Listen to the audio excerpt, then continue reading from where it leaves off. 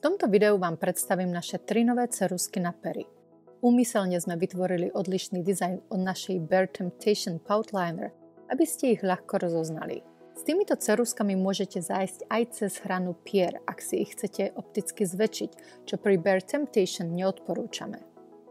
Ako prvú tu mám odtieň Nude Reverie. Tento nadčasový telový odtieň má studenší podtón. Je perfektný na vytvorenie takých tých ikonických sexy pier, ako vidíme na celebritách.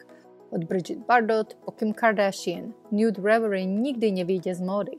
Tento odtieň krásne vytvaruje vaše pery, aj keď ich máte menšie, pretože ako my vravíme, nejde o veľkosť, ale o tvar. Ceruzku skombinujte s vhodným odtieňom rúžu, prípadne leskom na pery. Taký malý tip, tento odtieň je vhodný aj na tesanie, takže ceruzku môžete použiť aj na vytvarovanie nosa. Ako druhú ceruzku na pery tu mám Velvet Desire. Je to stredne ružový neutrálny tón, ktorý pôsobí prirodzene, ale zároveň výrazne. Vašim perám dodá určitý magnetizmus. Ak perám chcete dodať viac hĺbky alebo ich chcete mať viac neutrálne, môžete pridať Nude Reverie. Takto si môžete rýchlo zmeniť farbu napríklad z denného výzoru na večerný. Pery môžete nechať vyplnené len ceruzkami alebo si môžete pridať rúž či lesk vašej voľby. Tretia ceruzka na pery je Blush Mirage.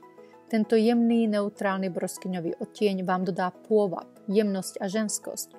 Blush Mirage môžete takisto skombinovať s Nude Reverie kontúrkou, ak chcete dodať perám viac hĺbky alebo nenápadnosti. Na našom YouTube kanáli si budeme postupne ukazovať rôzne štýly make-upov, ktoré ladia práve s týmito ceruzkami. Tak sa uistite, že nasledujete.